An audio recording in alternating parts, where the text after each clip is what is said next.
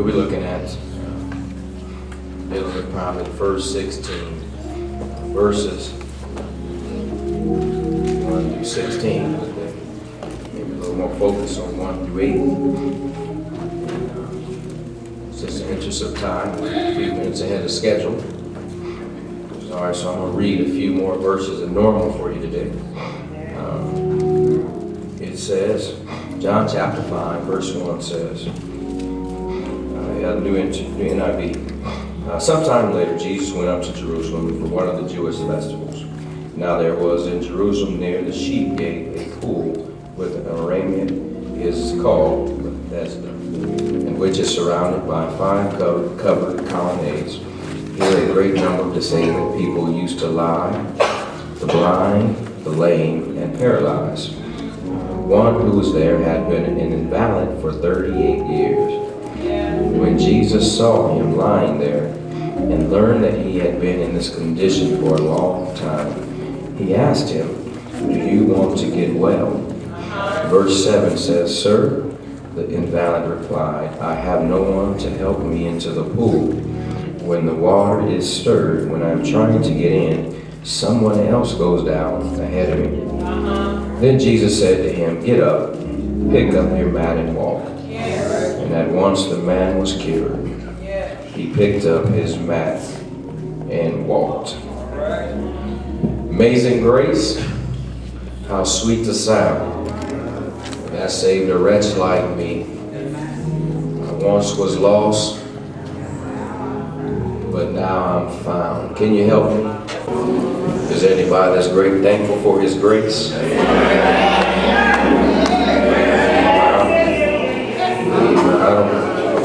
I'm not sure I'm in Holy Ghost headquarters right now. But until the folks who are in Holy Ghost headquarters show up, can we get through about 15 more minutes of worship? And maybe it might show up next week. But can we get through 15 more minutes? Is that all right? Can we get the same shout that was at the praise team? Shout. Come on, y'all. Can y'all make it through 15 more minutes of worship? Amen. Y'all got 15 more minutes inside of it. And we'll go home and try again next week. Is that all right? I'm just curious right now. Let's get about 15 more minutes of, can we give some good worship? Amen. Some good praise. I know a lot's going on, and I understand it's been a long week for folks. I understand, I respect that. But if we can get through 15 more minutes of church, is that all right? Come on. And for those that are not in their right mind, and you can't figure out what God has done, you ain't figured it out by now, maybe the next 15 more minutes, amen, something might move on the inside of you. Something might come back to your remembering that God has been good to you. Not yet. How you feel, because God has been good to you. And so for the next 15 minutes, till you got it in you, 15 more minutes of praise. I think some folks showed up now.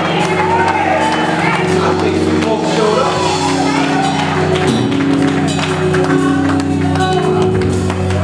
I don't mean no harm, but God has been too good to me. And I know he's been good to you.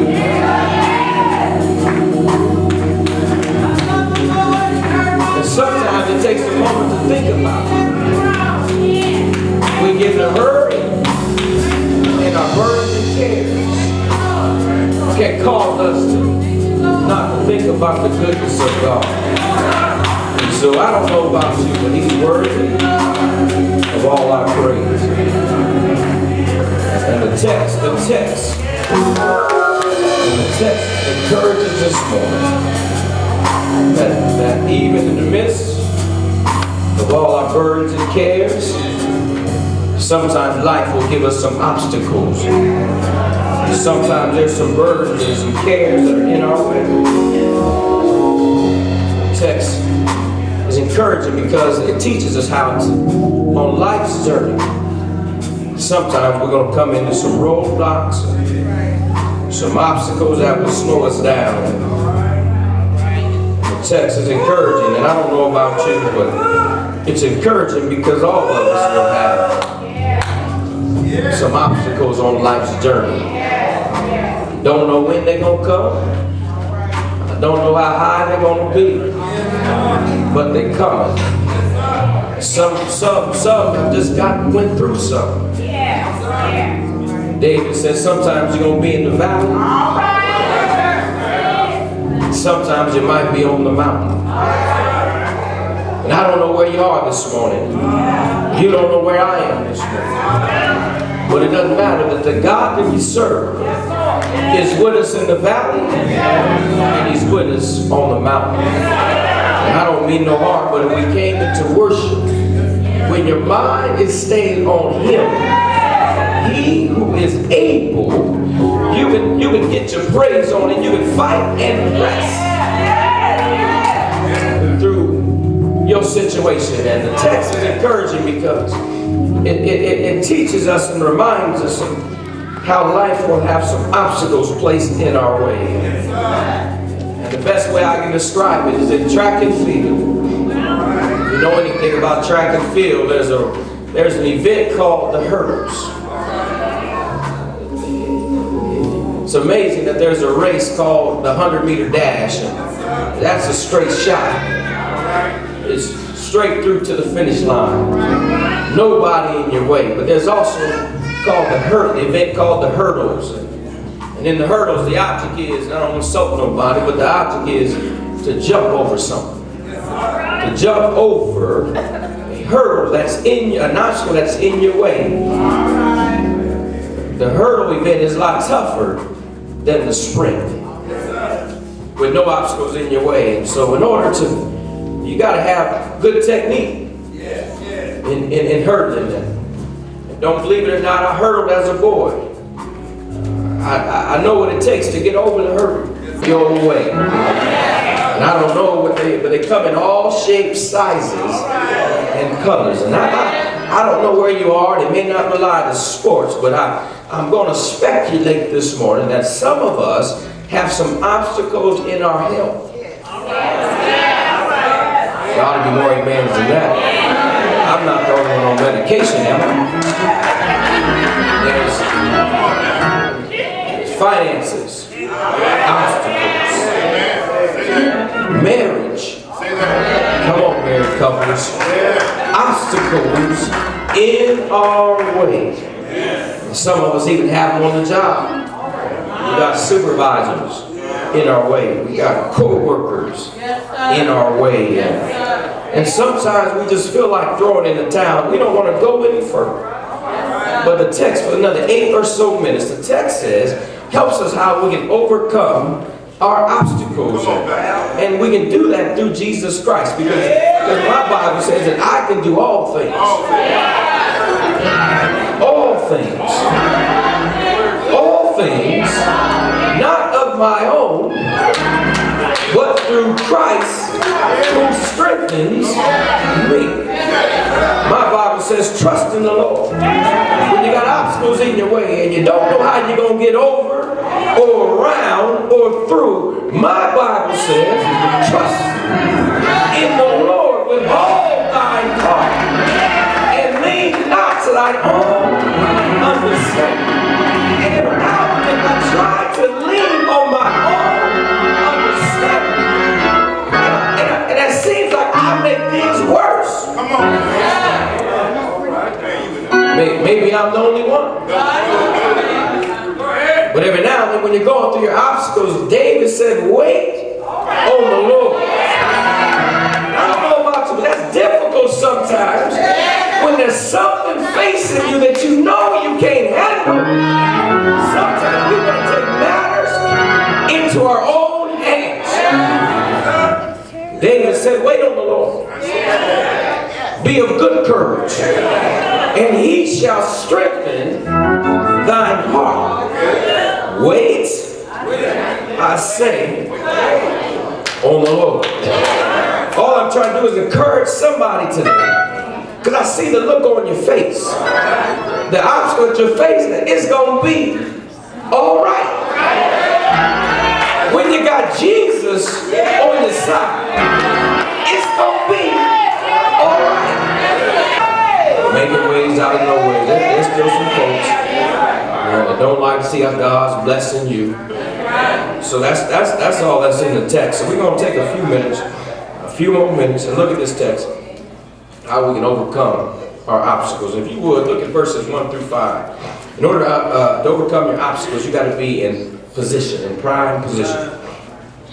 Verse 1 says, sometime later, Jesus went up to Jerusalem for the feast of the Jews. Now there was in Jerusalem the new sheep gate, a pool, which was called Bethesda, and which is surrounded by 5 colonnades. Here a great number of disabled people used to lie, the blind, the lame, paralyzed. Verse 4 says, for an angel went down at a certain season into the pool, troubled the water, and whosoever the first would come in the water after the water was troubling, stepped in, was made whole of whatever disease that individual had. Verse 5 says, one who was there had been inbound for 38 years.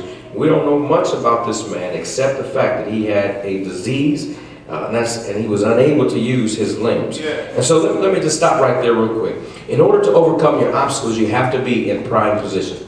You have to put yourself in position to hear from the Lord. Put yourself in position to be blessed by the Master. Put yourself in position to where he can see you and you can see him. If you look at the text, just real quick, this man was by the gate. And the sheep gate is where it would usher in the sheep, and where there would be the sacrifices would come through the sheep gate. Now there was at least 10 gates, you know what I'm talking about in Nehemiah. There was at least 10 gates, and at the sheep gate was where they would enter to the city and enter to the temple for sacrifices. Check out Nehemiah chapter 3. And so no doubt this man was in position to be healed. The fact is that he may have thought somebody might come by to help him in the pool. The text says this man had some issues. He was unable to get in the pool. And every time the water was stirred, and the Bible says every time it was stirred, there must have been a healing in the pool, in the water. So therefore, when he seen it stirred up, that he would try to make his way into the pool to be healed. Well, obviously that didn't happen because the man said he had this infirmity for 38 years. He struggled because, if you look at 14, it says because of his sin. And when you look at 14, it talks about that Jesus is going to tell the man to stop sinning here in a few minutes. And he'll be made whole. But I like the text, and it's encouraging to all of us to overcome our obstacles, because a lot of us can see ourselves in this man. All right. The man had an infirmity. Something was wrong with him. And he could not get to the pool in time to be healed. Some of us, along life's journey, had some issues on the inside of us that everybody kept walking past us, and we couldn't be healed. We couldn't get to the pool in time. Church folks was walking by this man that was going into the temple. Is that not the text of the temple? There was folks on their way to worship that walked by this man and did not help this man. The text said he had his eyes on focus on the water. But I just think in my mind that there were some folks that walked by that could have helped this man that didn't help him. And maybe you feel that way too. There were some good folks that couldn't help you in your condition. When you was going through, they just walked on by you. I'm trying to get through this in a few minutes. And the text is encouraging because if you can see yourself in this man's position, he was in prime position because he knew that eventually somebody was going to see him. And somebody was going to help this man, but he was so focused on the water in the pool. But Jesus saw him. Let me look at the text real quick. It was in around verse number 4. The man, 38 years. And I like it because Jesus saw him. Now stop right there because that's good news, y'all. That Jesus sees you and me in any condition that we're in. Oh, you're not shouting. I'm okay with that because the Bible says that even while we were yet sinners, oh, that's the Bible. While we were yet sinners,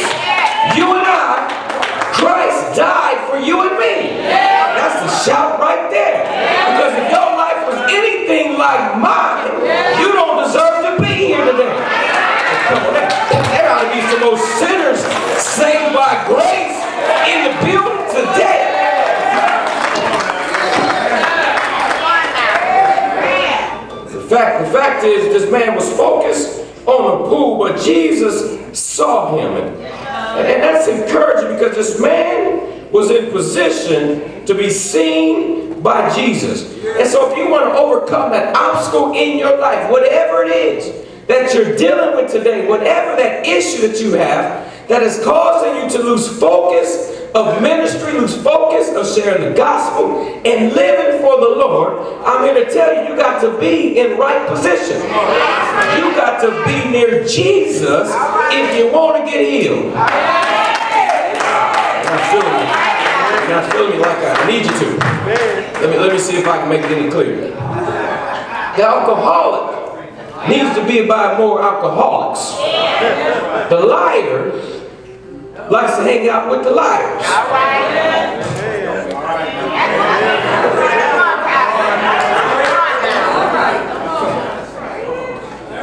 The drunk likes to hang out with other drunks. They were in position. But the believer needs to be in position with other believers. They need to be with other folks that like to pray, and prayer partners and other worshipers. You need to surround yourself with those who are like-minded, who have the mind of Christ and are headed in the right direction. Too many times we surround ourselves with folks who do us no good.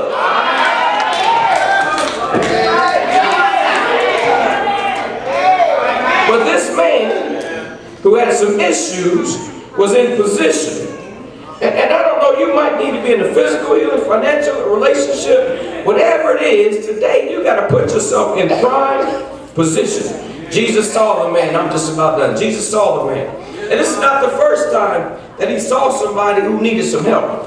When you get a chance, read chapter 9, there was a blind man that needed some help. And Jesus spit on the ground and we went and washed in the pool of Siloam, and all of a sudden this man can see. This is not the first time that Jesus, when even Nicodemus put himself in position to be saved. Zacchaeus, even up in the tree, he had to climb a tree just so he could see Jesus. And all I'm trying to say, every now you got to put yourself in position to see Jesus. I'm talking about if you're serious about your relationship.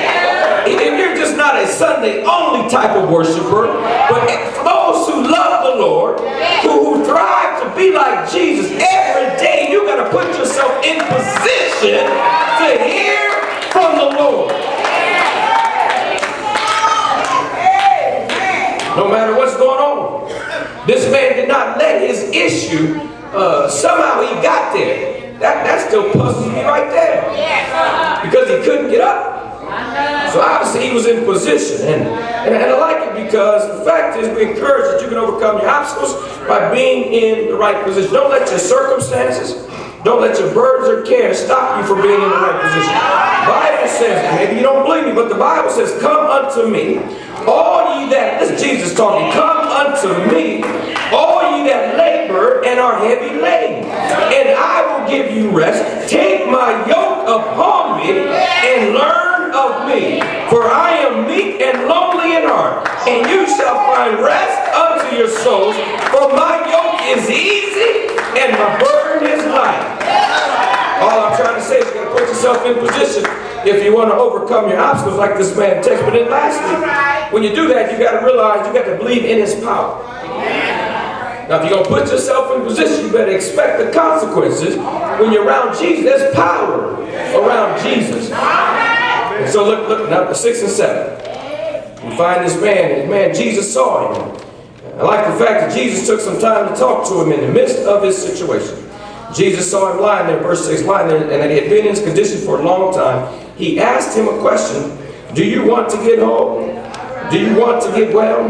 The man replied, sir, I have no one to help me into the pool when the water is stirred. When I'm trying to get in, someone else goes down ahead of me. Jesus said to him, get up, pick up your mat, and walk. At once this man was cured, picked up his mat, and walked. That's encouraging because he responded, Jesus responded to him, and then this man who had been sick, he didn't realize who he was speaking to, obviously. Oh. All right. This man didn't recognize who he was talking to. He didn't realize realized it was Jesus he was talking to. He was so focused on the pool and trying to get there, but he didn't know that the master was right there about to help him get into the pool. He had eventually looked up his eyes and realized who he was talking to. And then he sounds like me. He was like, well, that's what I'm trying to do. Sounds like he was complaining to me, but I don't know what you see. But he responded. He said, more or less, can't you see? Yes, I need help. Yes, I need to be made whole. Maybe he thought he was talking to any old body. But he was talking to the King of Kings, the Lord of Lords. He was talking to the Savior himself. He was hopeless. Maybe you've been there. Hopeless, homeless, helpless.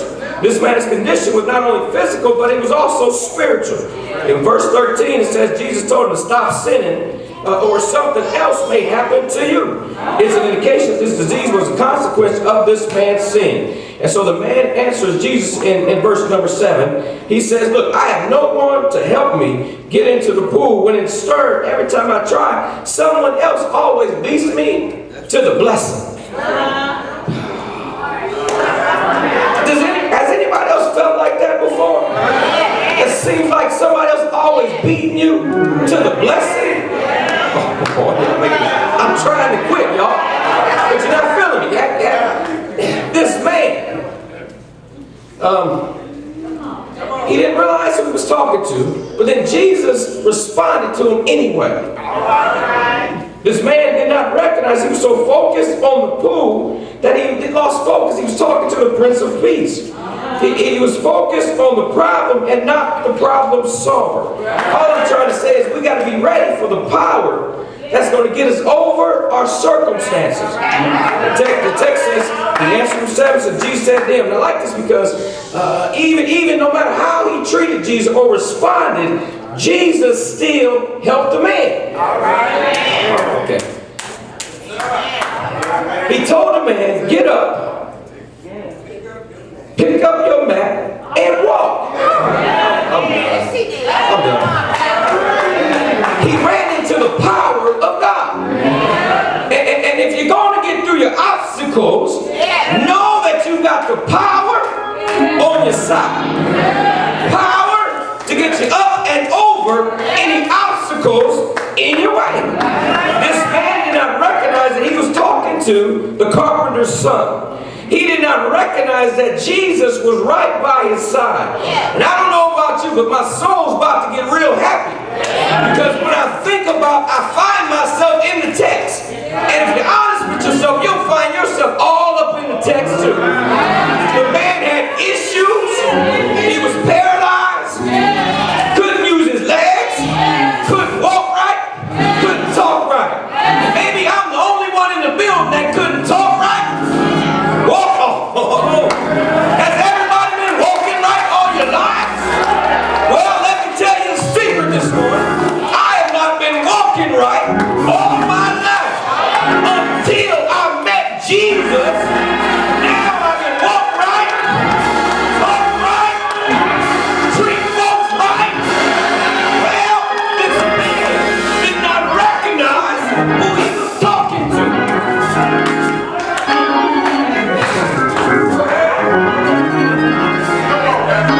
Now he had access to the power. The power man, the power said, get up! Get up! Get up! And I don't know what you're dealing with this morning. Whether it's in your marriage, get up! Your finances, get up! Help, get up! Take your power.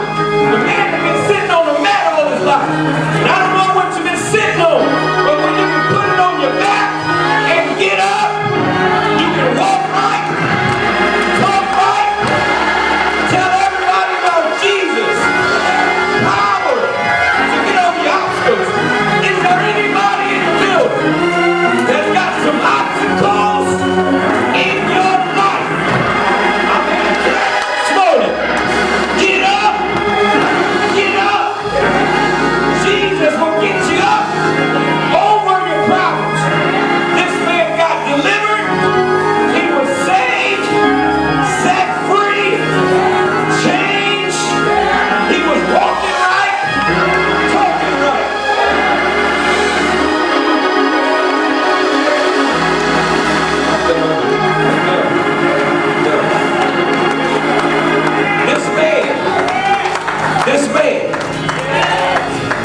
had some issues. And I don't know, I keep using myself because that's all I know. I don't know your story. And I don't know where you came from. All I can do is tell you what I know. And it's interesting because like not y'all, but other folks, this man's life was changed because he met Jesus. Changed because he met Jesus. Changed because he met the Master. Well, when he got up, he was at the gate in the beginning of the text, right? He was laying in front of the temple in the beginning of the text. Lame, helpless, homeless, and he couldn't do anything. He needed somebody else to help him get in. Well, the text also says when you read it, after Jesus healed him, Sister Kilgore, he didn't do like most of us. He didn't go in the other direction. Oh, here we go.